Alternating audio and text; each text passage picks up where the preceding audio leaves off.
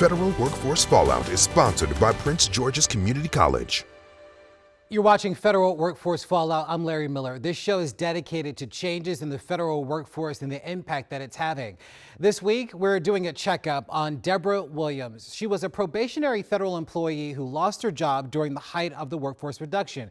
Well, she says that the job search has been tough and it's had a real impact on her mental health. Dr. Vanessa Weaver stepped in to help. Deborah, since the last time we saw you, we know that you have been hard at work. I know that you've been talking with Bill Fitzgerald. You guys have been working on your resume. Applications have been going out. But we also talked about sort of the mental health aspect as well, too, because you were just wrestling with quite a few emotions that are typical, as we learned from Dr. Vanessa Weaver, about what people experience as they're sort of going through the process. So we wanted to check in and provide you support, provide additional resources if we can. And so Dr. Weaver is here again, as well as yourself. And so let's go ahead and get started. So catch us up to speed. How have things been? What have you been up to? As you mentioned, I have been steadily looking for work. I've sent out several resumes in a span of like 20 a day. I did get a couple hits, but I'm still being questioned about why I left USPTO.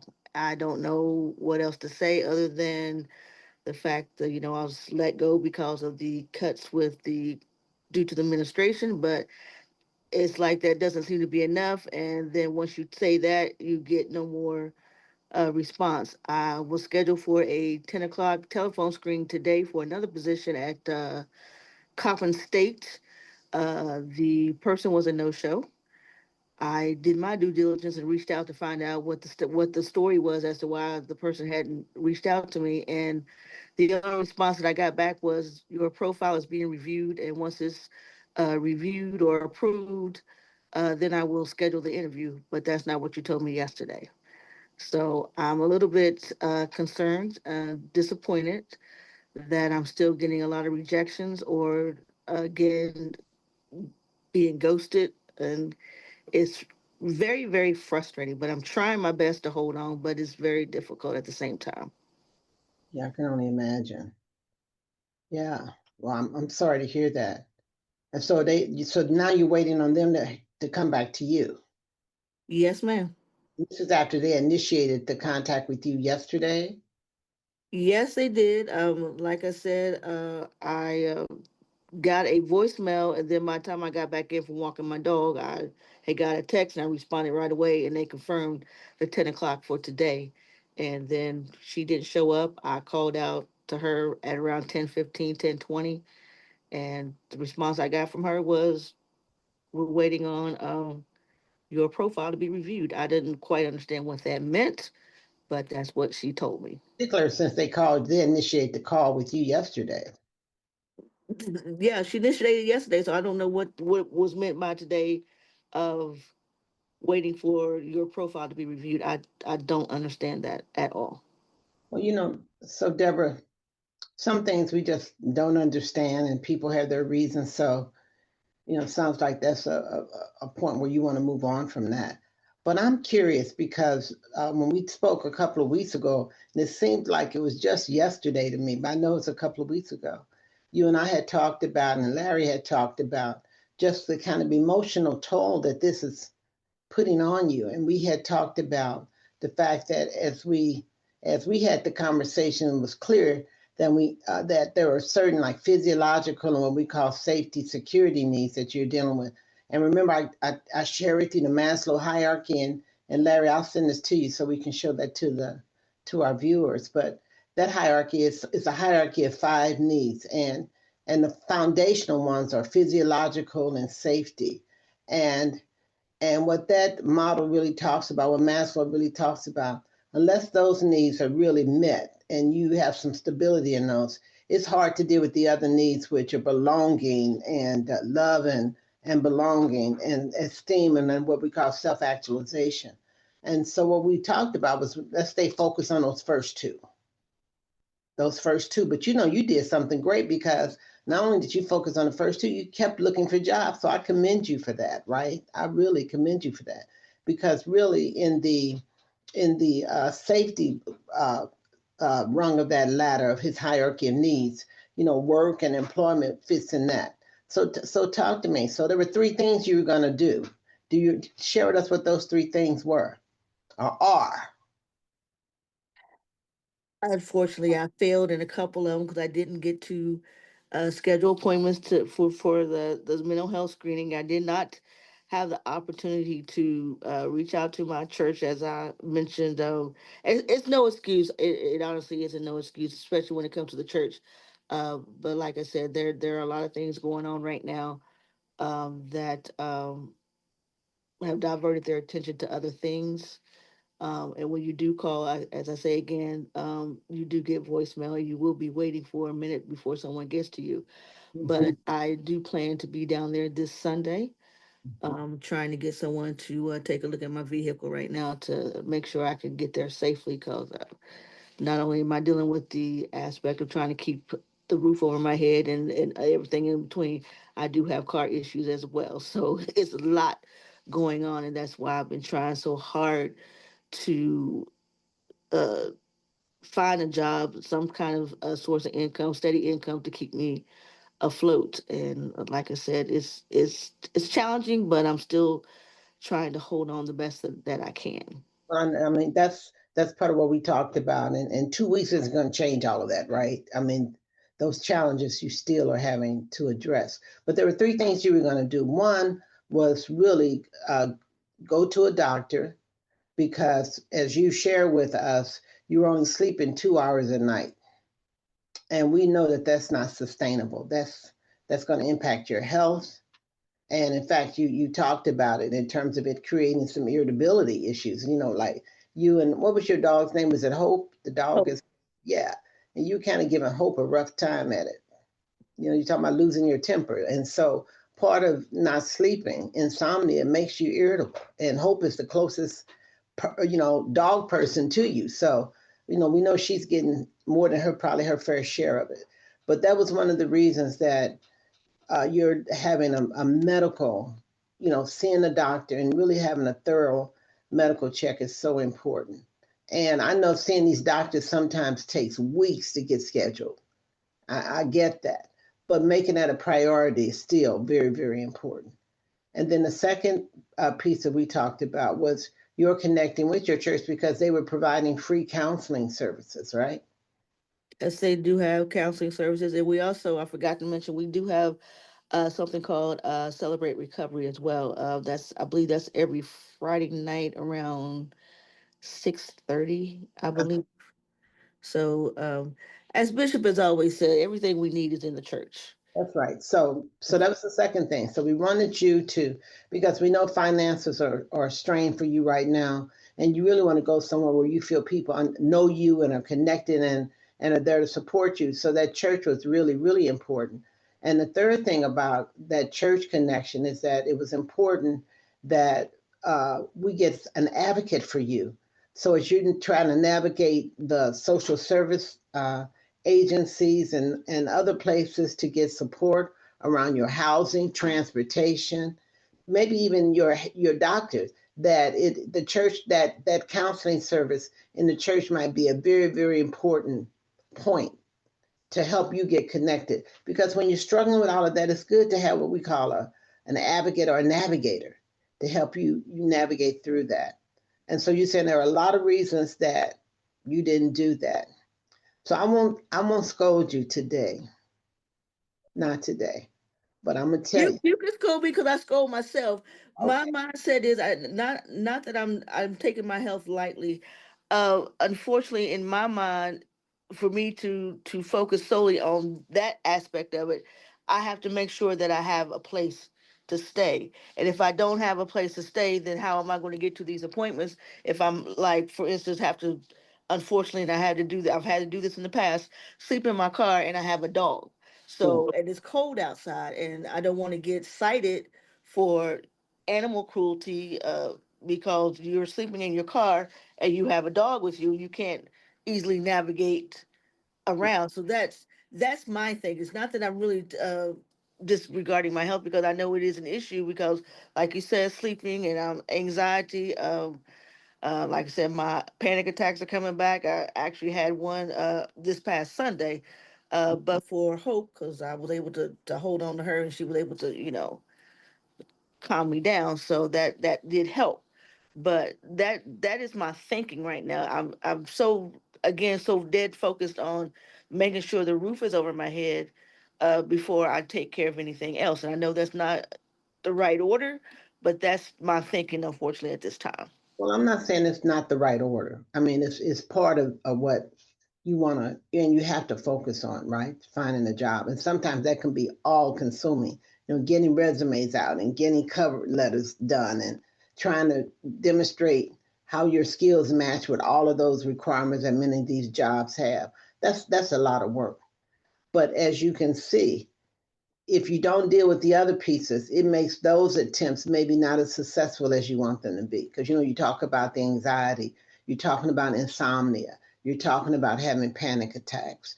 You talked about maybe even having some anger management issues when we talked before. So you got to figure out how do you deal with all of them. And so versus me, looking at that 5-level hierarchy in Maslow's hierarchy, I said, let's just stay focused on those first two.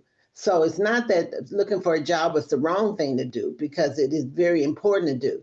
But you want to make sure that you have the right mindset when you're looking for a job, so that you're projecting confidence, you're projecting assuredness, you're projecting all of those things, in your conversations, and also what you put on in a resume that make you appealing to someone. And I'm glad you're dealing with Bill, our expert on this resume, because I tell you, when he did the presentation with Larry on how to do an effective resume, I started taking notes down and sent them to my daughter. He was phenomenal. So I commend you with that. You are taking some action.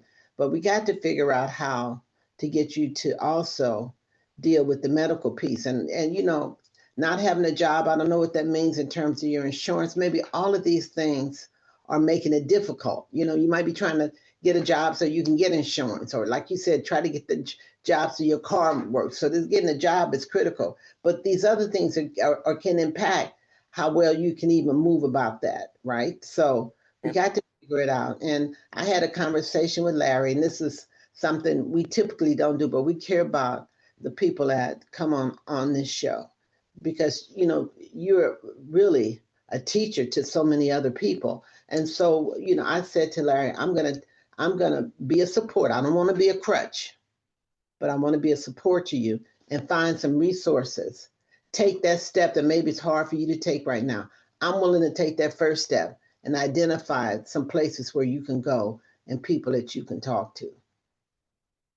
You need a navigator or an advocate that can help you now get a plan, that they could do a good evaluation, help you get a physical evaluation, and maybe they will know where you can go in these systems and get that, and not necessarily have to pay for it right now because of the various programs that are out there to support both folks who in the federal government who've lost their jobs, but people who need that service, whether they were in the federal government or not. So we got to find you a resource, and I already started doing my homework on that, because this is a new area for me in terms of being familiar with all the social service aspects that are out here. That's not really the lane I'm in, but I know it's one that we need to explore to support you. So we're going to do some of that work for you, but we need for you to take the steps when we find that person. And I know we've kind of figured some of this out, and we want to get together maybe next week, Larry, and talk about it. How do you feel about that? Feels great to have somebody to to try to help me along, because again, I know that I'm doing it all by myself, and I that's not a good mix right now, but that's just how I've always been. It's hard to change. So you've always been taking care of everything yourself, right? Yep. And taking care of and others too, like my, even though my mom and dad are far, we don't necessarily have the best relationship, but that doesn't mean that I don't care, because they have a myriad of health issues right now, and I haven't been able to even get to Tennessee, because that's where I'm from, to even really check on them to see exactly how they're doing, um, because I'm up here having to deal with my issues. Yeah. So that creates even more urgency to try to bring some structure, to get some definition and a plan, and some structure around how you're going to tackle yours. And it could be so overwhelming that you're just doing, you're trying to do stuff. You know what I mean? You just seem like you're in this cycle that just won't end. This circle just kind of going around the wheelbarrow. And so Our pastor calls it the merry-go-round. the The merry-go-round. Ferris wheel, the Ferris wheel, the Like, Ferris wheel. yeah. And you need to slow it down, have a plan, have the resources, and maybe some support to help you keep taking those steps you need. But we don't want you to be dependent on that, right? But we want you to have the support to make that happen for you. Yes, ma'am. Okay. So when we make this connection, we're going to try to do those three things again. Yes, ma'am. I've already, like I spoke to you yesterday, I wasn't aware that I had to apply for the Medicaid. I made sure I got that done last night, so So that let's set that off. So you did make that happen. yeah, that I did make that happen. So it's just a matter of now uh, getting a referral. 'Cause I also need to go back to get my knees checked. Because every time I'm stressed like this is when my knees start to hurt the worst. Not to mention the cold, but when I'm really stressed out is just when it really hurts. Yeah. I mean, this stress affects the body, it affects the mind, it affects the body. It really can do a lot of damage to you. So you want to be on top of that, and you want to see where it's somaticizing for you. So, like you said, it's in your knees, right? For me, when I get stressed, I want to eat. So, so all of us have different ways I would that love to eat too. I mean, I'm a cook, and it's really discouraging for me because I'm having to eat out every day when I can't eat, and then you can only do McDonald's and Burger King and the Arby's and the Chick-fil-A's so long, and then you just really want to be in the kitchen. you I love to cook, but I don't have access to a kitchen to cook. Well, So that's why we really want to connect you with an agency, and more importantly, an agency that will have a person that serves as your navigator, so you can start putting some structure and a plan around how you're going to begin approaching these things. And you've given us such a good description. I mean, those physical things are really important. And you talked about, when you get stressed out or whatever, it affects your knees. And so you're having a physical reaction to it. You're sleeping only 23 to 20. You're not sleeping. You're sleeping only 1 or 2 hours a day, which means you're up doing something for 23 hours. And it's nothing but thinking about and worrying about what's happening to you. So we got to get a physical read on you. Okay, and some approaches to deal with whatever those primary, medical or physical issues you are. That's a priority. And then secondly, connecting you with the counselor. You said you're going to do it this Friday at your church. You're going to yeah, make I'll go down there this weekend. Yes. this weekend. Okay, and you got a plan for how you're going to do that? Because you go to church, everything is going on.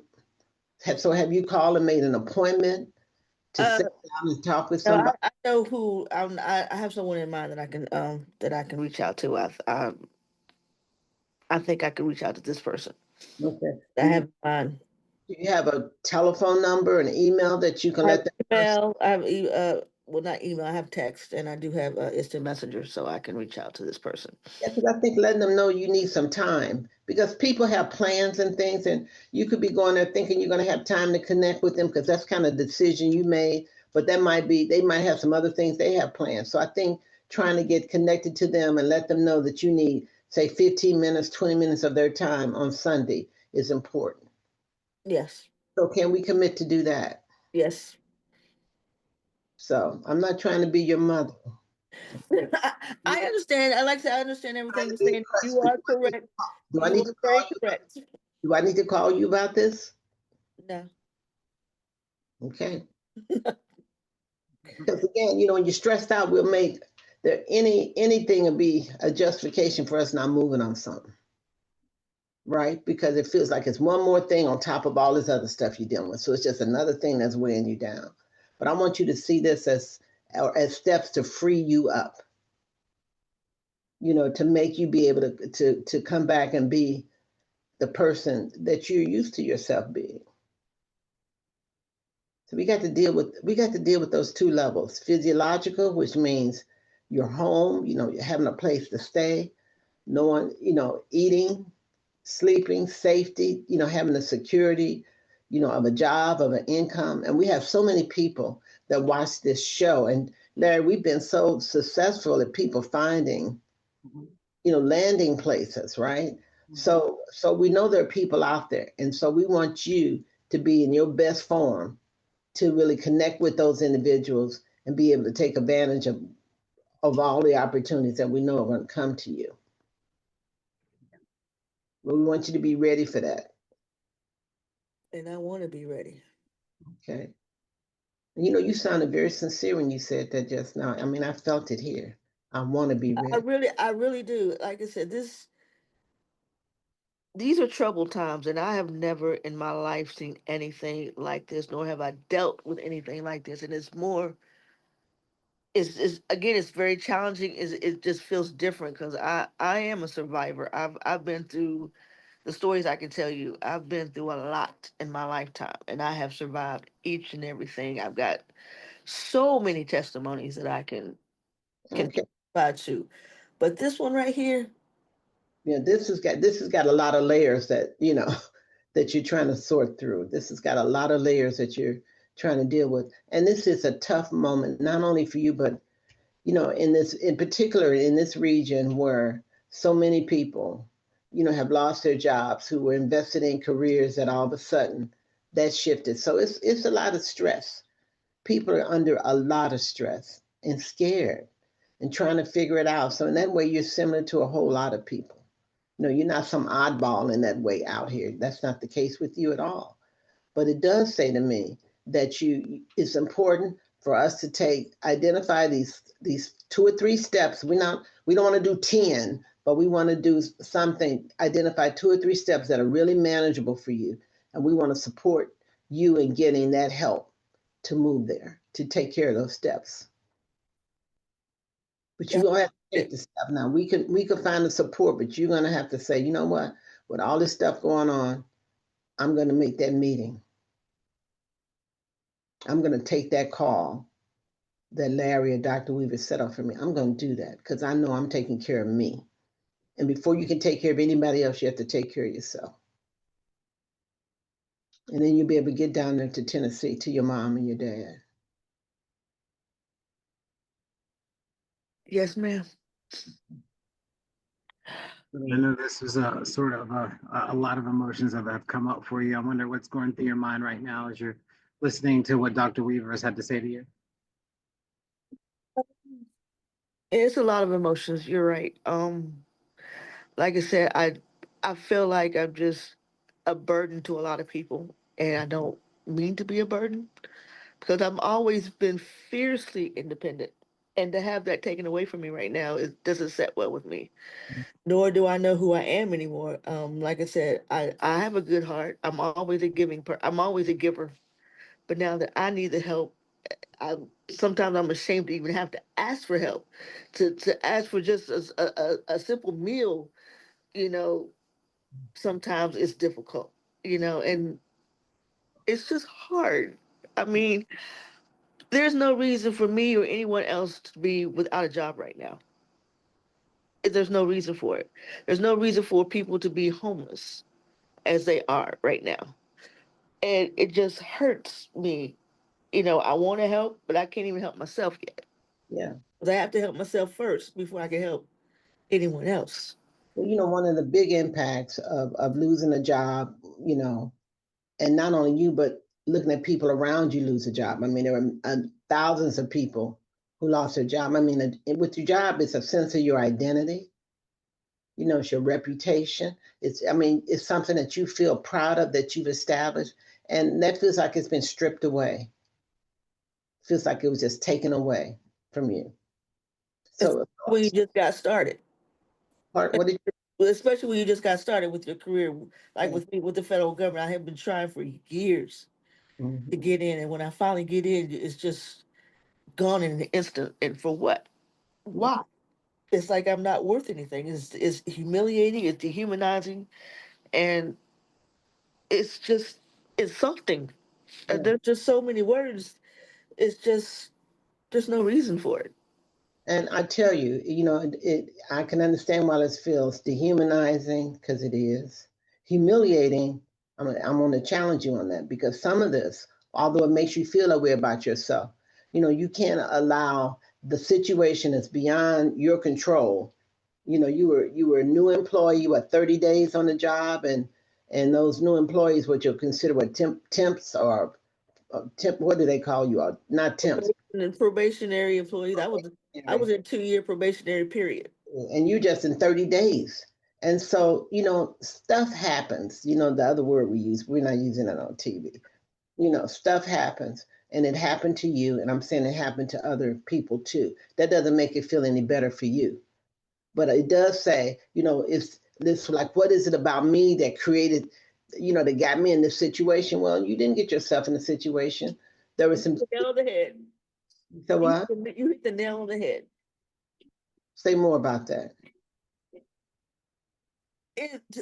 I have questioned, what have I done to deserve all of this? Why did I get caught up in this, whatever this is? I don't even have words for it. Mm-hmm. How did I get here? I feel like sometimes I don't even know the right words. It just causes my faith to waver. Of course. And part of what I'm hearing you say is you're taking responsibility. You're saying there's something deficient in me that caused this big situation. And I know that you're very powerful and you've been very impactful, but I think you need to give yourself some grace on this. You didn't cause this situation. It was caused by whatever reasons, and we're not trying to get into all of that. But it was some decisions were made, levels above you, that created the scenario that you and many other people are going through. So I don't think it's fair to you to really blame yourself for that. Because now you're taking on another level of pain and angst. You're taking responsibility for that. There's a lot of things you probably can take responsibility for, but those decisions that resulted in how the government approached its restructuring and how people were treated as they were laid off, those decisions were not caused by you.